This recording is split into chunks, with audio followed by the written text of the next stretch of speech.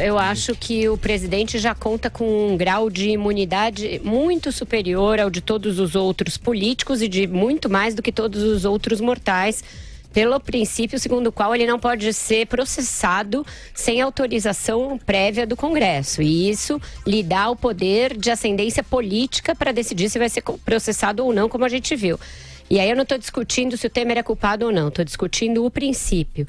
Se essa imunidade valer também para a investigação, você tem um cidadão que é acima da lei. Um cidadão no país que está totalmente imune, vacinado e blindado a qualquer lei. Portanto, ele pode fazer o que der na veneta.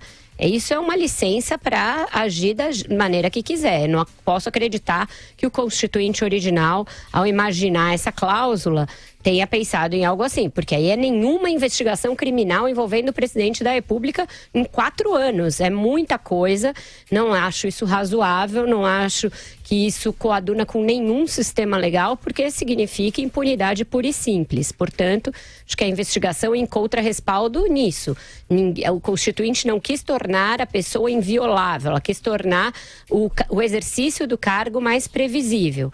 Portanto, pode ser sim investigado. Se a investigação fosse implicação de culpa, ninguém poderia ser investigado, porque vale para o presidente da República, vale para o presidente do Senado, vale para os governadores. Todos eles têm o mesmo grau de responsabilidade por ocupar funções importantes. Então, eu não acho que tem uma excepcionalidade no caso do presidente. Eu acho que a janotização depende da maneira pela qual você exerce o seu cargo. O janot merece um adjetivo pejorativo pelo que ele fez de investigação mal e porcamente. Que ele fez de uma investigação que não se sustentava, que não parava de pé, que partia de premissas criminosas até, por envolver um procurador com uma empresa e um grupo investigado. Eu não posso achar que janotização seja sinônimo de investigação, de denúncia, porque isso é o papel princípio do Ministério Público. Se a Raquel Dodge não fizer isso, ela vai ser advogada-geral da União e não procuradora-geral da República. Então, tem uma coisa que é inerente ao cargo dela, que é pedir investigação, cobrar investigação. O Ministério Público é o representante da sociedade.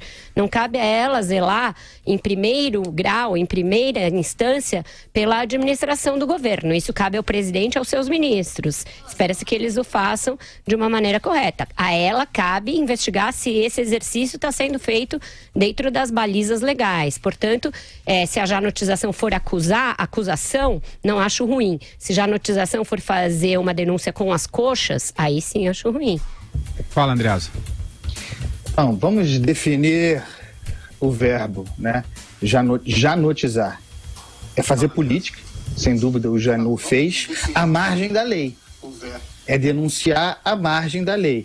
É propor entendimentos à margem da lei, com grande frequência. Temos vários exemplos da atuação do Janot nesse sentido. E eu estou dizendo aqui, minha interpretação, que essa ação da Raquel Dodge é feita à margem da Constituição. É um entendimento.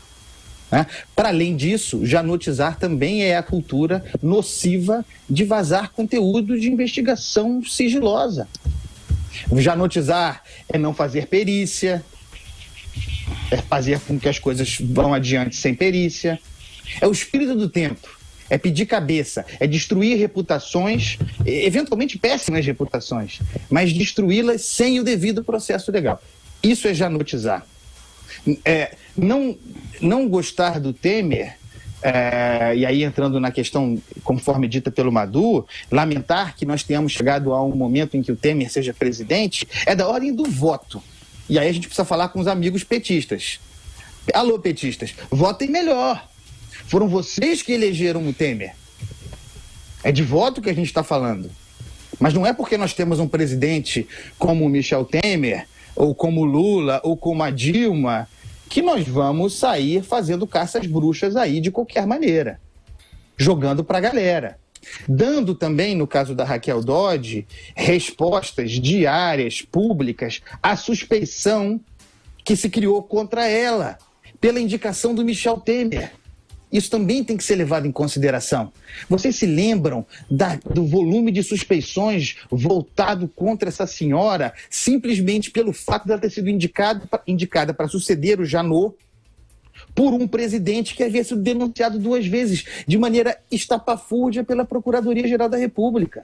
Se dizia que essa senhora vinha para botar panos quentes e trabalhar a favor do Temer. E não é, felizmente, o que se vê, né? Mas ela não precisa exagerar, né? Ela pode fazer tudo isso dentro da lei. Ela não está fazendo nada fora da lei, a meu ver. A Dilma Rousseff respondeu a vários inquéritos no exercício da presidência, um deles por obstrução à justiça, naquele caso da nomeação do Lula, e outros envolvendo a Lava Jato. Esses inquéritos correram enquanto ela era presidente da República. Até o ministro Gilmar Mendes disse na entrevista a Andréa Sadi nessa semana que existem entendimentos respeitáveis, segundo os quais um presidente pode sim responder a um inquérito no exercício da presidência. Não é inédito, não é nem excepcional, é regra. Inquérito é a parte inicial de uma investigação. A Raquel Dodge não dá uma entrevista. Você não vê a Raquel Dodge dando ping-pong, fazendo quebra-queixo, fazendo algo que o Janot fazia muito. Você não vê ela dizendo que enquanto houver flecha, bambu, ela vai ter flecha. Ela está fazendo tudo dentro dos autos. Uma descrição que muitos dos que vestem calças aí não têm tido, Segovias, Barrosos, Gilmares Mendes. Você não vê a Raquel Dodge fazendo espetacularização da função dela.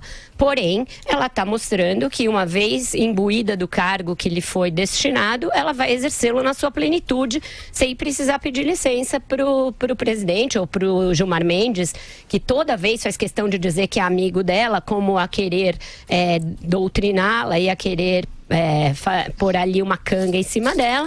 Então eu acho que ela está exercendo a função dela, por enquanto, bastante bem. Ela já houve vezes em que ela negou a inclusão do presidente da República em investigações, por entender que não havia elementos para isso. Houve outras em que ela aqueceu a esse respeito. Portanto, eu acho que ao decidir de acordo com o caso, com as circunstâncias de cada caso e com as evidências de cada caso, ela está fazendo o que se espera de uma procuradora da República. O que você acha, Madu?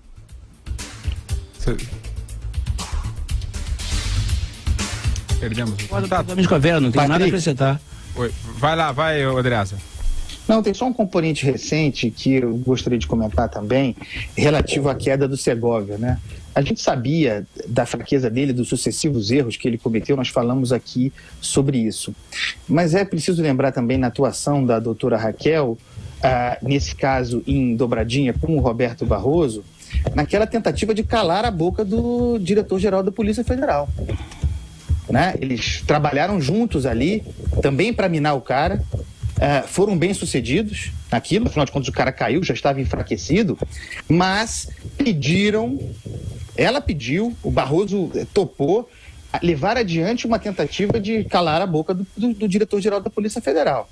Algo que nunca fizeram, e para mim é a mesma coisa, nunca fizeram com os procuradores da Lava Jato, por exemplo, que dão entrevistas à torto e à direito, falam sobre tudo, antecipam entendimentos sobre processos que estão sob seus cuidados, antecipam muitas vezes, embora não seja função deles, antecipam julgamentos, fazem pressão, se metem na vida legislativa.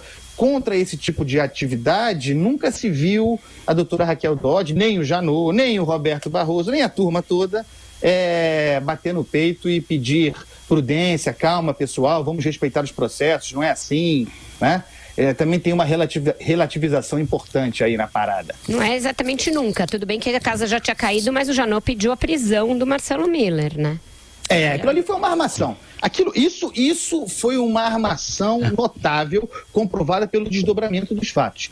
Pediu a prisão do Janot para o Fachin não concedeu a prisão, mas mandou prender os demais, e nunca mais se falou sobre o Marcelo Miller. Ninguém mais falou sobre o Marcelo Miller. Ninguém, nem Procuradora-Geral da República, é como se não tivesse existido. É o arquivo apagado da história do Ministério Público Federal, o senhor Marcelo Miller. Essa que é a verdade. Andreasa, e o senhor Edson Fachin precisa ser cobrado por isso. A Raquel Dodge falou do Marcelo Miller essa semana. Ela pediu a anulação da delação do Wesley Batista e desceu o cacete no Marcelo Miller nesse Mas não mandou prender, né? Mandar prender não mandou, não. Bom, né? Mandar prender, ela não mandou prender o Temer também. Mas você não está defendendo o cumprimento da lei, André? Você disse que nunca mais falou. André, você não está defendendo o cumprimento da lei? Ela falou nos autos dele nessa semana, reiterou a culpabilidade dele, deu novos elementos segundo os quais ele colaborou, fez a advocacia administrativa, ela lista os crimes que ele praticou. Isso, então atividade agora. A lista tá boa. Agora tem que ter atividade. Né, Madu? Tamo junto, né? Não, é só o seguinte, me parece que a doutora Raquel Dodge age de acordo com a lei. Então, você diz, porque você quer a prisão do Marcelo Miller, não, até onde vai o meu conhecimento bastante superficial, né, das leis, mas me parece que não é o caso, né? Mas é que ela está agindo no processo que parece que está. Mas não é o caso. Ela está cumprindo o dever dela. Ele é um agente importante, fundamental, está evidente que fez jogo duplo, atuando como procurador da República e advogado da JBS. A turma da JBS está presa e o cara não está? Isso não é uma proteção? Não é uma defesa corporativa? Não há um espírito de corporação aí nessa jogada? E mais... O que tem o senhor Marcelo Miller a dizer, a revelar? Eu quero saber o que o senhor Marcelo Miller tem a falar sobre o Rodrigo Janot. Precisamos, como o nome do livro, né? Precisamos falar sobre isso, Patrick Santos.